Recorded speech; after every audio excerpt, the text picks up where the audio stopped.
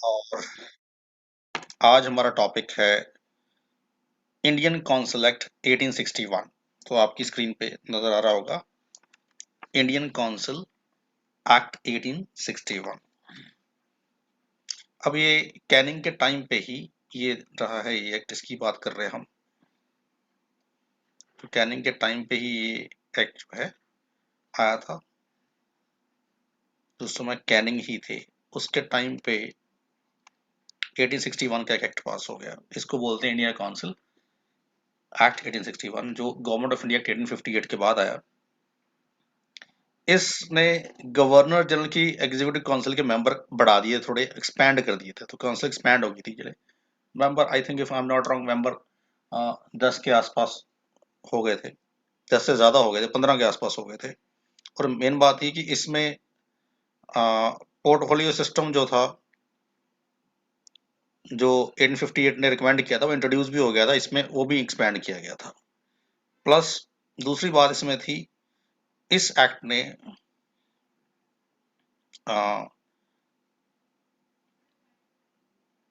एक finance member add कर दिया था। First finance member was added. जैसे 1833 के एक्ट ने लॉ मेंबर ऐड किया था, ऐसे ही फाइनेंस मेंबर ऐड कर दिया था इसने। उस मेंबर का नाम था जॉन विल्सन। तो जॉन विल्सन पहले फाइनेंस मेंबर बने थे। इस एक्ट ने गवर्नर जनरल को पावर दे दी थी कि वो ऑर्डिनेंस इशू कर सकते हैं, टू इशू ऑर्डिनेंस, अध्यादेश, इमरजेंसी के टाइम पे। ऑर्डिनेंस का क्या मतलब है? वैसे ऑर्डिनेंस को हम आगे जाके बहुत डिटेल में पढ़ेंगे। आर्टिकल 123 है आज भी हमारे संविधान का। ऑर्डिनेंस को हिंदी में अध्यादेश बोलते हैं। यानी गवर्नर जनरल वैसे तो कुछ भी अगर लॉ बनाएंगे तो वो एक प्रोसीजर होगा। वो लॉ मेंबर इंट्रोड्यूस करेगा, लेजिस्लेटिव काउंसिल उसको पास करेगी, फिर उस पर साइन हो गए, फिर वो इम्प्लीमेंट होगा। जैसे आज भी लॉ कैसे बनता है, पहले पार्लियामेंट में आता है बिल, दोनों हाउसेस पास करते हैं, फिर प्रेसिडेंट साइन करते हैं, फिर वो लागू होता है। बट मान लो हमारे पास लॉ बनाने के लिए जो प्रोसीजर फॉलो करने का टाइम नहीं है और इमरजेंसी है, लॉ चाहिए with in 2 days, 3 days, 4 days, या अभी राइट नाउ, या कुछ दिनों में, लेकिन अभी पार्लियामेंट फंक्शन नहीं कर रही या लेजिस्लेटिव काउंसिल उस समय के फंक्शन नहीं कर रही, उसको समय लगेगा लॉ पास करने में। तो गवर्नर जनरल को एक ऑर्डिनेंस पावर दे दी थी इस 1861 के एक्ट ने, कि वो ऑर्डिनेंस इशू करके लॉ बना सकता है। यानी कि नोटिफिकेशन आएगी ऑर्डिनेंस के थ्रू, वो एक लॉ ही होगा। फाइन। और बाद में कुछ समय का टाइम दिया जाएगा कि इतने समय के अंदर अंदर इसका प्रोसीजर फॉलो कर लिया जाए। जैसे आज हमारे संविधान में है, कॉन्स्टिट्यूशन में, कि आर्टिकल 123 के under president can issue ordinance, president issue कर सकते हैं ऑर्डिनेंस। लेकिन वो ऑर्डिनेंस की वैल्यू 6 मंथ रहती है। आफ्टर 6 मंथ्स उनको पार्लियामेंट उसमें पास करना पड़ेगा, उसका बिल लेके आना पड़ेगा, फाइन, रेटिफाई करवाना पड़ेगा। तो उसी तरह ये जो पार्लियामेंट, प्रेसिडेंट के पास जो ऑर्डिनेंस की पावर है, समझ लीजिए कि वो इंडियन काउंसिल एक्ट से ही आई है। यहीं से ये पावर कैरी फॉरवर्ड हुई है, तब से ये चलती आ रही है। ये थर्ड पॉइंट जो मैंने बोला, ऑर्डिनेंस पावर दे दी गई, वो मैंने समझाई आपको। इसने पावर दे दी Bengal, north west frontier province और पंजाब, ये 4 जगह पे अलग से लेजिस्लेटिव काउंसिल हो सकती है। फाइन, जैसे बाकी राज्यों की थी उनकी भी काउंसिल हो सकती है। जैसे सेंटर में थी, काउंसिल बन गई 1853 के एक्ट ने लेजिस्लेटिव काउंसिल सेंट्रल लेवल पर उठा दी थी। इसने 4 राज्यों में लेजिस्लेटिव काउंसिल की स्थापना कर दी कि स्टेट लेवल पे भी काउंसिल हो सकती है और स्टेट अपने अपने लॉ खुद बना सकती है। तो ये इसके प्रोविजन से, क्योंकि इस एक्ट ने जॉन विल्सन को फर्स्ट फाइनेंस मेंबर बना दिया था। तो इस एक्ट के बाद कैनिंग और जॉन विल्सन ने इंडियन कुछ फाइनेंशियल रूल्स बनाए थे और उन्हें उसके तहत इनकम टैक्स इंडिया में कंपल्सरी किया। इनकम टैक्स ₹500 जिनकी एनुअल इनकम थी उनके ऊपर लगाया गया। Those who were having income of ₹500 और above they were liable to pay income tax. Fine, जो उस समय शायद 10% था। एक्साइज ड्यूटी लगा दी गई थी। कस्टम ड्यूटी ऑलरेडी थी, वैसे पहले भी थी लेकिन इसको बढ़ा के 10% कर दिया गया था, जो पहले कम हुआ करती थी। सॉल्ट टैक्स इंट्रोड्यूस किया गया था। तो गवर्नमेंट ने फाइनेंस मेंबर लगाया और एक तरह से आजकल का फाइनेंस मिनिस्टर, जिसने कुछ रेवेन्यू जनरेट करने के अलग से सोर्सेस पैदा किए। अब एक तरह से गवर्नमेंट ने अपनी इनकम बढ़ा ली थी ये सब करके। ये क्यों किया गया था? क्योंकि 1857 का जो रिवोल्ट हुआ था, उस रिवोल्ट में के दौरान 2 मिलियन पाउंड इकोनॉमी इनका बजट जो था डेफिसिट हो गया था, घाटे में चला गया था। अब अभी तक ये कभी डेफिसिट में नहीं थे इंडिया में, तो उस डेफिसिट को, इस घाटे को पूरा करने के लिए फिर ये टैक्स लगाए गए। उससे पहले जॉन विल्सन की को फाइनेंस मेंबर बनाया गया, फाइनेंस मेंबर की पोस्ट क्रिएट की गई और फिर ये बनाया गया। 1861 में ही कर दिया गया था। और जब 1862 में, यानी एक साल में ही, व्हेन कैनिंग लेफ्ट इंडिया, जब इंडिया छोड़ के गए, तब 4 मिलियन पाउंड का सरप्लस था बजट में। यानी जो 2 मिलियन पाउंड का घाटा था वो भी पूरा हुआ और उल्टा सरप्लस हो गया। ये खास बात थी इस एक्ट में। इस एक्ट के तहत जो रूल्स बने, जो इन्फ्लुएंस थे इस एक्ट से। अगला जो एक्ट है वो है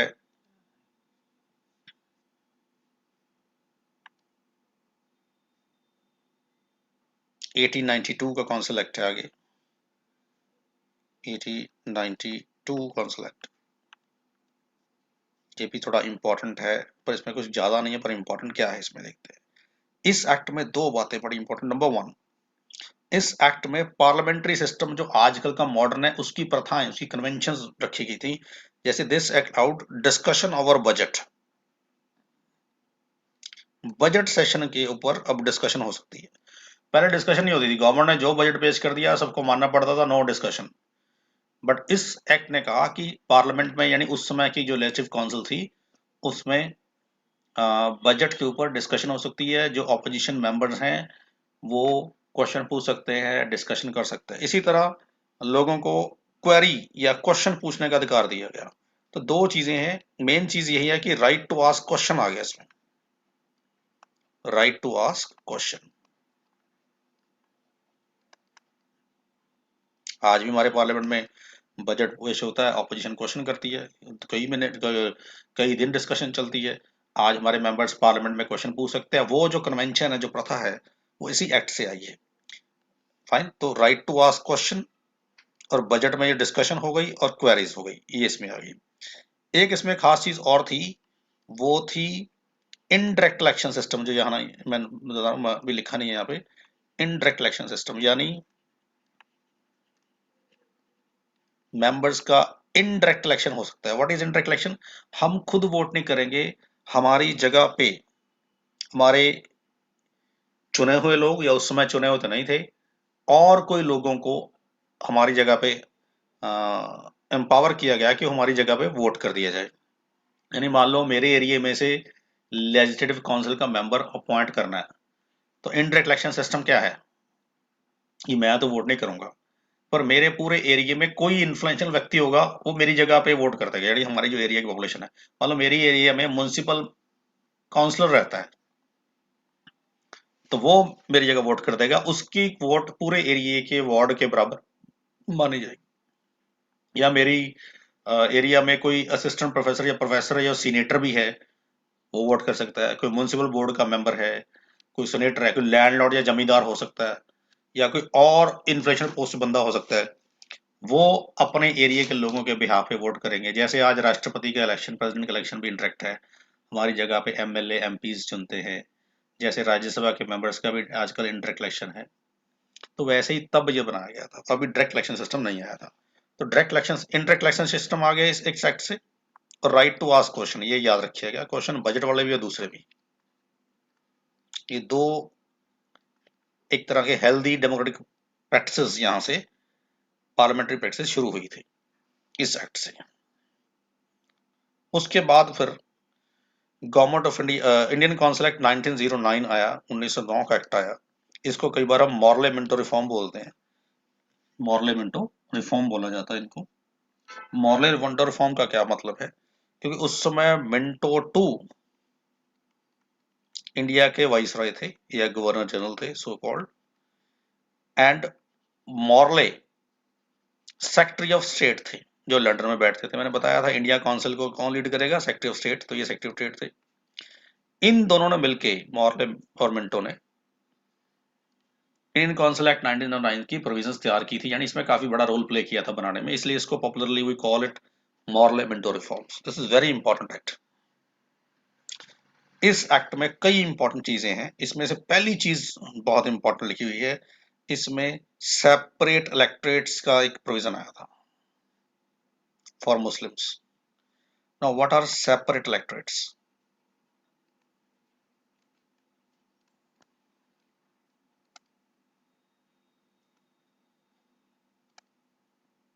सेपरेट इलेक्टोरेट्स का प्रोविजन इसमें आया था। नाउ सेपरेट इलेक्टोरेट का मतलब समझते हैं।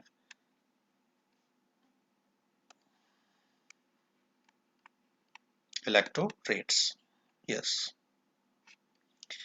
ध्यान से सुनिए, बड़ी इंपॉर्टेंट चीज है। इसका मतलब है, ये सिर्फ मुसलमानों के लिए था तो फॉर मुस्लिम्स लिखा है। इसका मतलब समझते हैं, हमने पहले भी बात की है इसके बारे में, कि जहां जहां मुस्लिम मेजॉरिटी होगी, जहां जहां मुस्लिम पॉपुलेशन ज्यादा होगी, मेजॉरिटी में होगी, उस एरिया में अगर कोई इलेक्शन होंगे तो वहां पे जो कैंडिडेट होगा वो मुस्लिम ही खड़ा होगा, मुस्लिम कैंडिडेट ही इलेक्शन में पार्ट लेगा।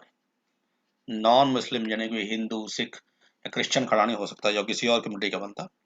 नंबर टू, मुस्लिम कैंडिडेट ही उनको वोट करेंगे, मुस्लिम कैंडिडेट को वोट करेंगे, मुस्लिम वोटर ही वोट करेंगे। जब मुस्लिम कैंडिडेट खड़ा होगा, मुस्लिम वोटर होंगे, यानी बाकी धर्मों के लोगों के लिए कोई स्कोप नहीं है कि वो वोट कर सके या इलेक्शन में खड़े होके वो लेजिस्लेटिव काउंसिल के मेंबर्स बन सके या जीत सके। फाइन, इसको बोलते हैं सेपरेट इलेक्टोरेट्स। ये मुसलमानों को दे दिए थे। ये एक तरह से, ये जो सेपरेट इलेक्टोरेट्स है, इसने डिवाइड एंड रूल पॉलिसी जो थी उसको ऑफिशियल कर दिया था। एक तरह से पहली बार अंग्रेजी सरकार ने ऑफिशियली इस एक्ट के थ्रू अपनी डिवाइड एंड रूल पॉलिसी को ओपन कर दिया, मुसलमानों को फेवर कर दिया। अब जहां जहां मुस्लिम मेजोरिटी है वहां वहां सिर्फ सेपरेटेड होंगे, मुसलमान ही खड़े होंगे, यानी बाकी खड़े नहीं होंगे, यानी वहां सारी पॉलिटिक्स सारी मुसलमानों के लिए हो जाएगी। फाइन। और ऐसा नहीं है कि सेपरेटेड हो नहीं सकते, कई जगह पे हो सकते हैं, लेकिन ये कंप्लीट मिसयूज था। वो सबको दिए जाते हैं, एक तरीके से दिए जाते हैं, ये तो क्लियर कट एक कम्युनिटी को फेवर कर दिया था। तो इससे डिवाइड एंड रूल पॉलिसी का खुल के ऑफिशियली अनाउंसमेंट समझ लो कि इन्होंने कर दी थी कि हम तो मुसलमानों को फेवर करेंगे। और बाद में मुस्लिम कैंडिडेट्स को इससे पहले अनऑफिशियली फेवर करते आए थे, यहाँ पे ऑफिशियली कर दिया। इसको हम कई बार एक अंग्रेजों की अपीजमेंट पॉलिसी बोलते हैं, अपीजमेंट, यानी उनके लिए एक तरह से स्पेशल फेवर देने शुरू कर दिया, अपीज करना शुरू कर दिया। या मैं थोड़ी खराब भाषा में या अलग भाषा में कहूँ, चापलूसी सिर देनी शुरू कर दी, सिर पे चढ़ा लिया। तो ये इतना बड़ा काम था कि सेपरेट इलेक्टेड बाद में पाकिस्तान फॉर्मेशन का सबसे बड़ा बेस बने। हालांकि बंगाल का विभाजन हमने पढ़ा है, पार्टीशन ऑफ बंगाल, वो बीज था, और वो बीज था उसको खुल के पानी दे के पौधा बनाया था सेपरेट इलेक्टेड ऑफ मुस्लिम से। और आज आप देखिए जो बांग्लादेश का एरिया है या पाकिस्तान का एरिया है, वो कहाँ कहाँ पाकिस्तान बांग्लादेश बना, जहां जहां सेपरेट इलेक्टेड थे, और जहां जहां ईस्ट बंगाल पहले बनाया था वो आज बांग्लादेश है, जहां जहां सेपरेट इलेक्टेड थे वो आज पाकिस्तान है। तो बड़ी ही शार्पली, बड़ी ही क्लेवर फॉक्स की तरह ब्रिटिशर्स ने एक गेम खेली डिवाइड एंड रूल की, और हमें लड़ा दिया आपस में, और बाद में लॉन्ग रन में क्या हो गया, एक टुकड़ा ही कट गया हमारा। तो सेपरेट का बहुत बड़ा रोल था, इसका विरोध बहुत हुआ लेकिन उन्होंने कर दिया। आज हमारे कॉन्स्टिट्यूशन में कोई सेपरेट इलेक्टोरेट नहीं है। Now we are having mixed electorates. आज कोई भी किसी भी धर्म का बंदा कहीं से भी खड़ा हो जाए, आज ऐसा नहीं है, कोई हिंदू खड़ा हो जाए, सिख हो जाए, बौद्धि हो जाए, जैन हो जाए, क्रिश्चियन हो जाए, या इस्लामिक कोई मुस्लिम बंदा हो जाए, कोई दिक्कत नहीं है। आज हमारे पास, क्योंकि हमारा संविधान हमें सेक्युलर है और हमें मिक्स लैंग्वेज की परमिशन देता है, उसने ग्रांट की है हमें। आज देखो पंजाब में अराउंड 60+ सीट्स पे हिंदू मेजोरिटी है, 72+ सीट्स पे सिख मेजोरिटी है। आज इलेक्शन होने जा रहे हैं, तो वहां कोई भी खड़ा हो रहा है। ज्यादातर हिंदू सीट पे सिख चेहरे हैं, कई सिख सीटों में हिंदू चेहरे हैं, ऐसा हमें नजर आ रहा है। तो इसको बोलते हैं मिक्स इलेक्टोरेट। तो आज हमने इसको प्रथा को डिसकंटिन्यू किया है, लेकिन एक खराब बात आज भी हो गई है कि आज हमारे पास कास्ट बेस पे इलेक्टोरेट्स हैं, कास्ट बेसिस पे कास्ट इलेक्टोरेट्स आज भी हैं। आज भी हमारे लेजिस्लेटिव असेंबलीज में, विधानसभाओं में, पार्लियामेंट जो हमारी है, लोकसभा स्पेशली, राज्यसभा में तो ऐसा नहीं है पर लोकसभा में स्पेशली, और जो वार्ड्स है हमारे, काउंसलर्स के इलेक्शन जो होते हैं जो लोकल बॉडी के या पंचायतों के, वहां पे आज एससी और एसटी के लिए सीट्स रिजर्व्ड हैं। तो ये भी तो सेपरेट इलेक्टोरेट्स ही हैं, लेकिन ये कास्ट बेस पे कि भी ये सीट एससी है, यहाँ पे कोई शेड्यूल कास्ट कैंडिडेट ही खड़ा होगा या शेड्यूल ट्राइब होगा, वो जरूर है, रिजर्वेशन दी गई है, लेकिन धर्म के नाम पे भी कोई नहीं है। नाउ दूसरी है, इस में पहली बार डायरेक्ट इलेक्शंस आए थे, डायरेक्ट इलेक्शंस कि लोग खुद जाके वोट कर सकते हैं, अपने नुमाइंदे, अपने रिप्रेजेंटेटिव चुन सकते हैं, जैसे आज हम चुनते हैं। एग्जाम्पल,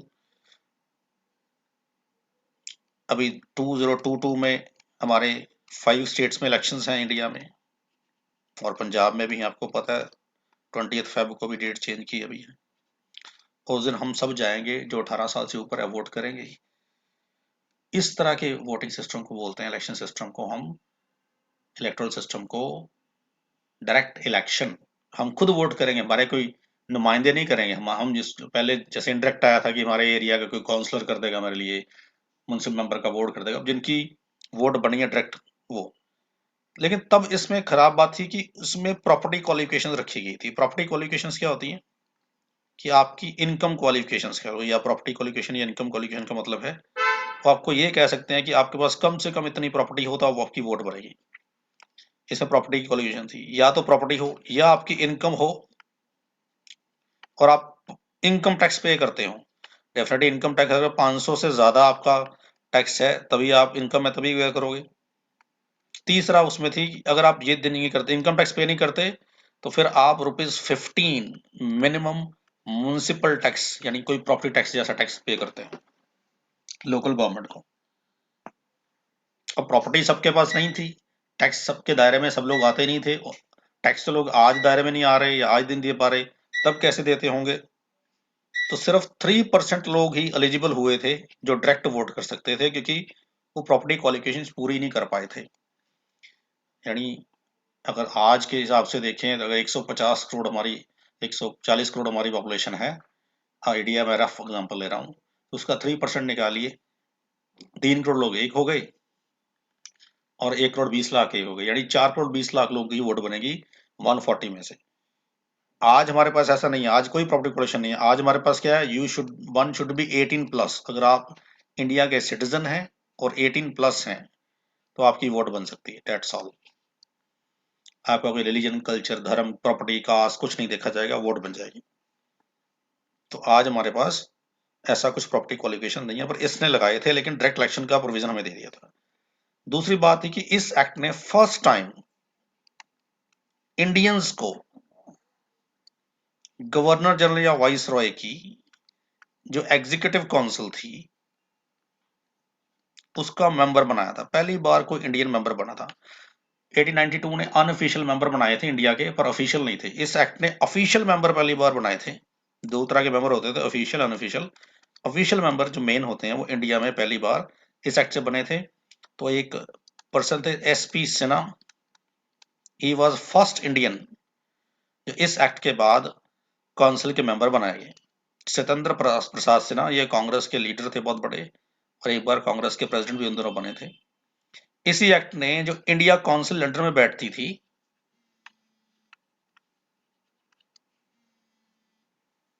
उसमें भी 2 मेंबर्स इंडियन लगाए थे। एक शायद कुरैशी नाम के पर्सन थे, एक बिलग्रमी, दोनों मुस्लिम मेंबर थे, वो लगाए थे। तो एटलीस्ट ये पॉसिबल हो पाया था कि पहली बार कोई इंडियन मेंबर बने थे।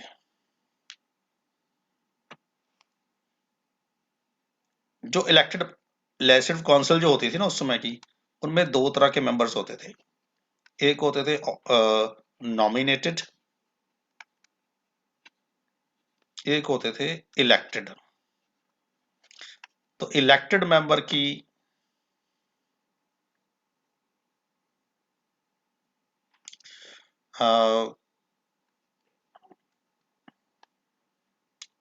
जो नंबर था वो बढ़ा दिया था इस एक्ट ने, यानी पहले नॉमिनेटेड ज्यादा होते, इलेक्टेड कम थे, अब इलेक्टेड ज्यादा हो गए, ये थोड़े रिड्यूस कर दिए थे। तो एक्चुअली सही आंसर एसपी सिन्हा ही है, वो सत्यनारायण प्रताप सिन्हा है वो।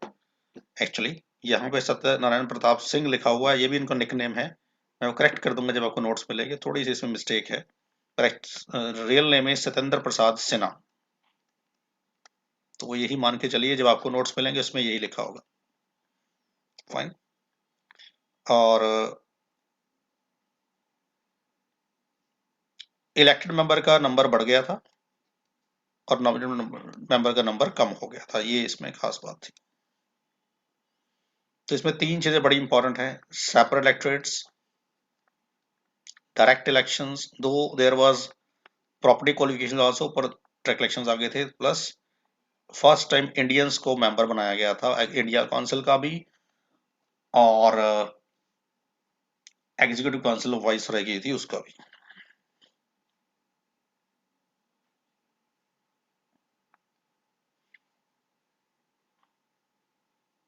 अब लाइसेंस को पावर दे दी गई थी कि वो अपने प्रस्ताव पास कर सकते हैं, रेजोल्यूशंस पास कर सकते हैं, क्वेश्चन पूछ सकते हैं जो वैसे ऑलरेडी था उसको, वो सप्लीमेंट्री क्वेश्चन भी पूछ सकते हैं, ऐसा कुछ इसमें दिया गया था। और उसके बाद एक और एक्ट आ गया, गवर्नमेंट ऑफ इंडिया एक्ट 1919, जिसको हम बोलते हैं Montford reforms, sometime we call it Montford reforms. Mont word आया है मंटेगू से, और फोर्ड आया चेम्सफोर्ड का फोर्ड, क्योंकि मंटेगू उस समय सेक्रेटरी ऑफ स्टेट बन गए थे और चेम्सफोर्ड इस समय इंडिया के गवर्नर जनरल या वाइस रहे थे। तो इन दोनों से मिलके जो वर्ड बना है मंटेगू और चेम्सफोर्ड से मॉन्टफोर्ड। आमतौर पे इसको गवर्नमेंट ऑफ इंडिया एक्ट 1919 भी बोलते हैं, बड़ा ही फेमस एक्ट है। फाइन। तो मंटेगू ने 1917 में एक घोषणा की थी जिसको बोलते हैं मंटेगू डिक्लेरेशन। ये नोट्स जो पीडीएफ नजर आ रहे हैं इसमें थोड़ी सी स्पेलिंग मिस्टेक्स हैं, क्योंकि एक डिफरेंट फाइल में शेयर कर रहा हूँ जो बड़ी टाइप रफली की गई है, और जब आपको मिलेगी तो वो दूसरी फाइल मिलेगी जिसमें ये सारी करेक्शंस की गई हैं। फाइन।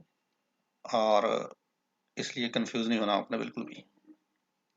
मोंटेगू डिक्लेरेशन की गई थी, इसने कहा था कि हमारा जो अल्टीमेट गोल है इंग्लिश गवर्नमेंट का,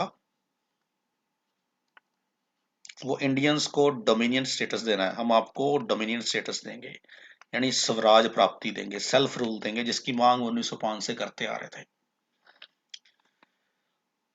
तो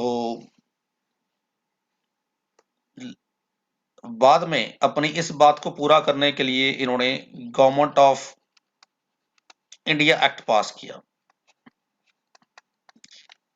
ये घोषणा इसलिए की थी क्योंकि उस समय वर्ल्ड वॉर 1 चल रही थी, और वर्ल्ड वॉर 1 में इनको इंडियंस की सपोर्ट की जरूरत थी, हमारे पैसे चाहिए थे, हमारा फंड्स हमसे चाहिए थे, हमारे खजाने से पैसे वर्ल्ड वॉर 1 में खर्च करने थे, हमारे सोल्जर्स को वर्ल्ड वॉर 1 में जाके मरवाना था, इनको ये जरूरत थी। तो हमें एक तरह से अपीज करने के लिए, हमें उकसाने के लिए, लालच देने के लिए कि हम आपको वर्ल्ड वॉर 1 होते ही, खत्म होते ही डोमिनियन स्टेटस दे देंगे, जो हमारी पुरानी मांग थी, ताकि ये हमें इजिली फंड्स यूज करने दे वर्ल्ड वॉर 1 में, और हमारे सोल्जर जो वो यूज कर पाए। लेकिन ये बाद में मुकर गए। दो ये गवर्नमेंट ऑफ इंडिया एक्ट 1919 लेके आए, हमें भी यही लगा कि ये मोंटेगू डिक्लेरेशन को फॉलो करना, इन्होंने उसकी फुलफिलमेंट करने के लिए जो डिक्लेरेशन थी हो रही है, पर इसमें कहीं भी कोई डोमिनियन स्टेटस जैसी कोई बात नहीं थी, कोई स्वराज प्राप्ति की बात हमें नहीं नजर आ रही थी इसमें। इसलिए ज्यादातर लोगों ने इस एक्ट का बायकॉट किया था, लेकिन फिर भी ये इंपॉर्टेंट है कि कुछ पावर्स हमें यहां से मिली थी।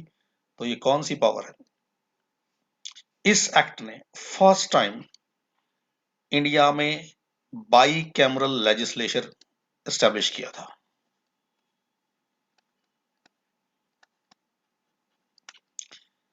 बाई कैमरल लेजिस्लेचर का मतलब है कि जो हमारी सेंट्रल लेजिस्लेटिव असेंबली थी, CLA, समटाइम इसको दिल्ली या दिल्ली लेजिस्लेटिव असेंबली बोलते थे, DLA, कि पहले एक ही हाउस है इसमें। अब इस एक्ट ने 2 हाउस कर दिए, अपर हाउस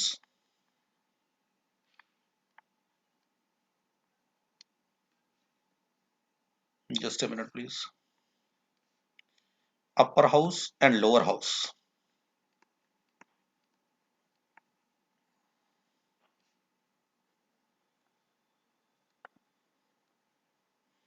अगर मैं आजकल की भाषा लैंग्वेज में कहूं, लोअर हाउस मतलब लोकसभा, अपर हाउस मतलब राज्यसभा।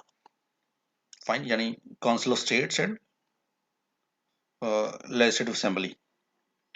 फाइन, लोअर हाउस आजकल की लोकसभा है, तब इसको बोलते थे इंग्लिश में लेजिस्लेटिव असेंबली। आज हम इसको लोअर हाउस या हाउस ऑफ रिप्रेजेंटेटिव या इसको house of common people Lok Sabha बोलते थे। एक अपर हाउस जो आजकल राज्यसभा बोला जाता था, तब इसको काउंसिल ऑफ स्टेट्स बोला गया था। आज भी काउंसिल ऑफ स्टेट्स ही बोलते हैं। 2 हाउस बना दिए। तो जब जिस पार्लियामेंट के 2 हिस्से होते हैं, एक लोकसभा राज्यसभा, जैसे अपर हाउस लोअर हाउस, उस पार्लियामेंट को क्या बोलते हैं? By cameral legislature. तो इंडिया में जो बाई कैमरल लेजिस्लेटिव सिस्टम आया, वो इस एक्ट से आया। हमारे 2 हाउस हो गए, लोकसभा राज्यसभा। इससे पहले देखो कैसे शुरू हुआ। पहले सिर्फ 4 मेंबर की काउंसिल थी गवर्नल में, काउंसिल की, उसकी काउंसिल जो हमने पढ़ी है। उसके बाद 1833 ने कहा उसमें एक लॉ मेंबर लगा दिया। 1853 ने कहा 4-5 मेंबर और लॉ मेंबर को मिला के एक लेजिस्लेटिव काउंसिल बना दी। आगे जाके वो लेजिस्लेटिव असेंबली बन गई। फिर right to ask question, indirect election, direct elections. इस एक्ट ने फिर हाउस को 2 हिस्सों में बांट दिया। अब मेंबर काफी बढ़ चुके थे। I think more than 60 member in upper house में थे, 120 मेंबर के आसपास लोअर हाउस में थे। तो पिछले कई एग्जाम में क्वेश्चन पूछा गया कि इंडिया में बाई कैमरल लेजिस्लेचर किस एक्ट से इंट्रोड्यूस किया गया? वो है government of India act 1919। Fine, तो ये याद रखना है, पहला पॉइंट जो यही लिखा हुआ है। और ये लिखा ही हुआ है, काउंसिल ऑफ स्टेट में 60 मेंबर थे, इसमें से 35 were elected for a 5 year term, rest were nominated. और 145 मेंबर जो थे वो लोअर हाउस के मेंबर थे, जो दूसरा हाउस मैंने लिखा है। तो इसमें 104 were elected, 41 were nominated. Nominated कम हो गए, अब इलेक्टेड इसमें ज्यादा थे। लोअर हाउस की टर्म 3 इयर्स की थी, इसकी टर्म जो लोअर हाउस की है 3 ईयर है।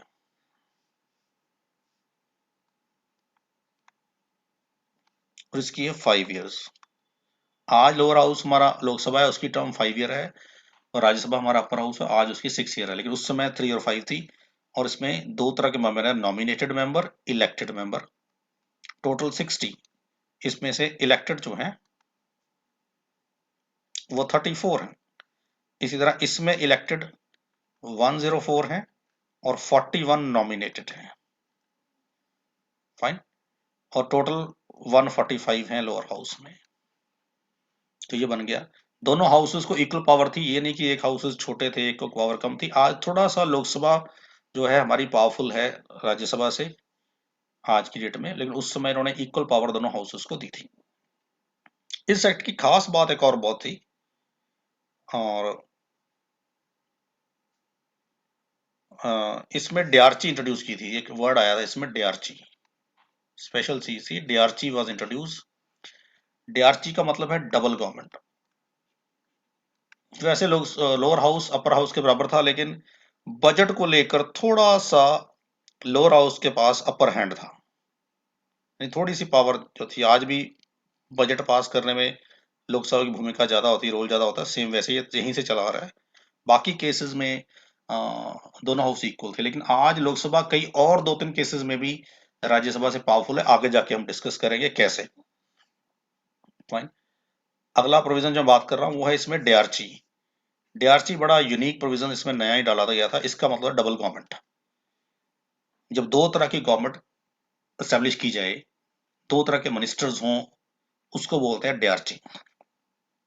इसमें क्या किया था, दो तरह के मंत्री स्टेट लेवल पे लगाई गई, ये स्टेट लेवल पे थी, प्रोविंसेस में लगाई थी। डीआरसी सेंटर में नहीं थी, प्रोविंसेस में थी, जो उस समय की 11 ब्रिटिश प्रोविंसेस थी उसमें थी। नाउ एक थे रिजर्व्ड सब्जेक्ट, एक थे इसमें ट्रांसफर्ड सब्जेक्ट। दो तरह के सब्जेक्ट थे, यानी मंत्री थे, काम थे। ट्रांसफर्ड में डबल आ आएगा। ये याद रखिए, स्टेट लेवल पे, प्रोविंशियल लेवल पे लिखा हुआ है, provincial division of provincial subject लिखा है, ये देखो। एक है ट्रांसफर्ड कैटेगरी या सब्जेक्ट, एक है रिजर्व्ड। यानी दो तरह के मंत्री होंगे या मेंबर्स होंगे हाउस के, एक रिजर्व्ड एक ट्रांसफर्ड। रिजर्व्ड जो थे ये इंपॉर्टेंट सब्जेक्ट थे, इंपॉर्टेंट मंत्रालय था, वो इसमें रखे गए थे। ज्यादातर रिजर्व्ड मिनिस्टर या इसका जो होता था वो यूरोपियन होता था, किसी यूरोपियन को ही इसका मिनिस्टर बनाया जाता था या हेड बनाया जाता था, मेंबर बनाया जाता था। यानी फाइनेंस सबसे इंपॉर्टेंट है, तो फाइनेंस मेंबर बन गया, वो रिजर्व्ड है तो वो यूरोपियन बनेगा। और जो भी यूरोपियन होगा, यानी जो भी रिजर्व्ड सब्जेक्ट का होगा, रिजर्व्ड सब्जेक्ट के मिनिस्टर जो थे वो पार्लियामेंट में या लेजिस्लेटिव असेंबली में उस समय की अकाउंटेबल नहीं थे, नॉट अकाउंटेबल टू असेंबली, इससे कोई क्वेश्चन नहीं पूछा जाएगा। एक ट्रांसफर सब्जेक्ट थे, इसमें कुछ सब्जेक्ट लिखे जाएंगे, और जैसे एग्रीकल्चर था, कई सब्जेक्ट थे। इसके ज्यादातर ये इंडियंस को दिए गए थे, यूरोपियन को ना देके, और देवर अकाउंटेबल, इनकी अकाउंटेबिलिटी थी, इनसे क्वेश्चन पूछा जाएगा असेंबली में। तो डीआरसी में दो तरह के मिनिस्टर बना दिए। जैसे हम बोलते हैं कि असेंबली दो हाउस में बट गई, तो उसको हम बोलते हैं बाई कैमरल लेजिस्लेचर। अगर आपकी एग्जीक्यूटिव काउंसिल या आज पीएम की या सीएम की कैबिनेट दो हिस्सों में बांट दी जाए, एक ट्रांसफर्ड एक रिजर्व्ड, ये दो तरह के मंत्री हैं जी, तो उसको हम बोलेंगे डीआरसी। डीआरसी जब हम एग्जीक्यूटिव गवर्नमेंट को दो हिस्सों में बांटते हैं, बाई कैमरल जब हम अपनी लेजिस्लेटिव बॉडी को दो हिस्सों में बांटते हैं। फाइन, तो इसने, इस एक्ट ने बाई कैमरल लेजिस्लेचर इंट्रोड्यूस किया था, लेकिन वो सेंट्रल लेवल पे किया था।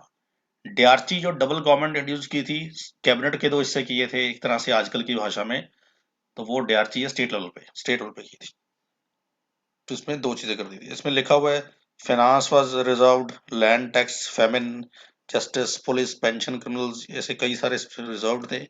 इनके मिनिस्टर जो थे, हेड ऑफ द इंचार्ज जो थे, या इंचार्जेस से जो यूरोपियन होते थे, they were accountable, not accountable to assembly. Various transfer के लोग जो थे वो थे education, library, museum, agriculture, local self, public health, weight and measurement जो इंपॉर्टेंट थे, ये ट्रांसफर सेक्टर थे। इसका इंडियन मिनिस्टर था, ये अकाउंटेबल थे। ज्यादातर जो पब्लिक डीलिंग वाले थे, इंपॉर्टेंट थे, जिसमें पता है कि जनता से जूते पड़ेंगे, वो तो दे दिए इंडियंस को, ट्रांसफर में रख दिए, और बाकी दे दिए रिजर्व को। ये डिवीजन अच्छी की गई है, इसमें कोई दिक्कत नहीं है। पर ये भेदभाव की रिजर्व दे देना यूरोपियन को, ट्रांसफर दे देना इंडियंस को, ताकि पब्लिक के आगे ये जाए और जिम्मेदारी ये ले और क्वेश्चन का आंसर भी ये दे, लेकिन हम बचे रहे, ये गलत थी। दूसरा, इंस्पेक्ट की डिवीजन, डीआरसी अच्छी होती है जी, ऐसी बात नहीं है, गुड, इट वाज गुड, लेकिन इसकी जो डिवीजन थी वो अनसाइंटिफिक थी। एग्जाम्पल देखते हैं, डीज वर टोटली इलॉजिकल, अनसाइंटिफिक। कैसे? इरिगेशन रिजर्व्ड सब्जेक्ट है, बट एग्रीकल्चर जो है, जो कि इससे जुड़ा हुआ है, वो ट्रांसफर्ड है। अब या तो इरिगेशन और एग्रीकल्चर दोनों ही रिजर्व्ड हो, या वो दोनों ट्रांसफर्ड हो। अब इरिगेशन वाला पानी नहीं छोड़ेगा खेतों में, नहरों में, तो एग्रीकल्चर कैसे डेवलप होगा? अगर डेवलप नहीं हुआ तो क्वेश्चन किससे पूछेंगे? इससे, क्योंकि ये ट्रांसफर्ड है, ही इज आंसरेबल, एंड ये नॉट अकाउंटेबल या नॉट आंसरेबल। ये तो बड़ी इलॉजिकल है। फाइनेंस मेंबर जो है वो रिजर्व रखती है। अब ये अपने यूरोपियन लोगों को, रिजर्व रिस्पेक्ट के लोगों को तो पैसा बहुत खुल के देता था, उनके ऊपर सारा बजट खर्च कर देता था। जो ट्रांसपोर्ट मिनिस्टर थे उनको कोई देता ही नहीं था। पर जनता किससे पूछती थी क्वेश्चन? ट्रांसपोर्ट वालों से। पार्लियामेंट भी उससे असेंबली भी उससे पूछती थी। तो ये बड़ी इलॉजिकल थी। इसलिए इंडिया में इस पूरे एक्ट का ही वैसे विरोध हुआ था, कि ये किसी ने माना नहीं था, क्योंकि हमें तो डोमिनियन स्टेटस की उम्मीद थी, लेकिन हमें ये दे दिया। डीआरसी का तो अलग से स्पेशल विरोध हुआ था, बड़े लोगों ने विरोध किया। फिर 1923 में अंग्रेजी सरकार ने एक कमेटी बैठाई, मोडिमन कमेटी। हमने हिस्ट्री में भी पढ़ा था।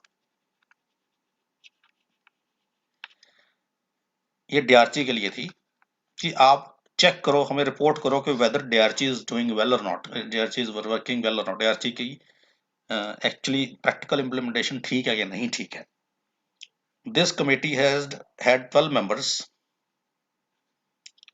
इसमें 10 यूरोपियन मेंबर थे, 2 इंडियन मेंबर थे, 2 इंडियन मेंबर थे। वो 2 इंडियन मेंबर कौन थे? वो थे तेज बहादुर सप्रू, जो एमिनेंट लॉयर थे उस समय, इंडियन फेडरेशन पार्टी के भी बहुत बड़े लीडर थे उस समय। एनी बसंत की पार्टी थी इंडियन फेडरेशन।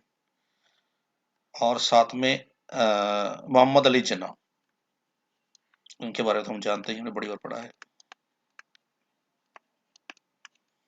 मोहम्मद अली जिन्ना, तेज बहादुर सप्रू ने अपनी रिपोर्ट दी, 2 मेंबर की अलग से रिपोर्ट बनी। इन्होंने कहा डीआरसी का बुरा हाल कर रखा है, बिल्कुल सही नहीं है, नॉट वर्किंग वेल, इसको अभी खत्म कर दिया जाए। और ये 10 मेंबर्स हैं, जो मेजॉरिटी रिपोर्ट थी वो ये थी कि DRC is doing very well, very well, doing very well, इसमें कोई प्रॉब्लम नहीं है। तो ये डीआरसी था, लेकिन बाद में डीआरसी खत्म नहीं की गई, क्योंकि मेजॉरिटी रिपोर्ट है तो यही कहा था। कई बार आपसे ये भी क्वेश्चन पूछ लेते हैं कि 2 इंडियन मेंबर्स में कौन थे जो डीआरसी की मोडिमन कमेटी थी। वो तेज बहादुर सप्रू और मोहम्मद अली जिन्ना थे, ये क्वेश्चन पूछ लेते हैं। बाद में गवर्नमेंट ऑफ इंडिया एक्ट 1935 जब आया, इस एक्ट ने डीआरसी जो थी अबॉलिश कर दी थी, हटा दी थी प्रोविंसेस से, बट उसको सेंट्रल लेवल पे लगा दिया था। ठीक है, established at central level. Central level तक ये 1947 में चलती रही। जब इंडिया आज़ाद हुआ तब भी डीआरसी चल रही थी, आज़ादी के बाद खत्म हुई है। तो अगला हमारा एक्ट है गवर्नमेंट ऑफ इंडिया एक्ट 1935। ये हम नेक्स्ट क्लास में करते हैं, अगली क्लास में आज इतना ही करेंगे, बाकी लोग जुड़े नहीं हैं तो हम कल कर लेंगे। गवर्नमेंट ऑफ इंडिया एक्ट की एक और खास बात थी कि इस एक्ट का प्रेम्बल था, ओनली एक्ट ब्रिटिश गवर्नमेंट का जिसका प्रेम्बल था वो था government of India act GOI 1919। तो आज़ादी के बाद जब हमारा संविधान बना, हमने प्रेम्बल लगाया। प्रेम्बल लगाने की प्रथा या कन्वेंशन हमने इसी एक्ट से ली। हालांकि प्रेम्बल के अंदर का जो कंटेंट है वो ज्यादा इंस्पायर्ड अमेरिका के प्रेम्बल से है, पर प्रेम्बल होना चाहिए, ये कन्वेंशन, ये प्रथा हमने गवर्नमेंट ऑफ इंडिया एक्ट 1919 से ली है, ओनली एक्ट विद प्रेम्बल।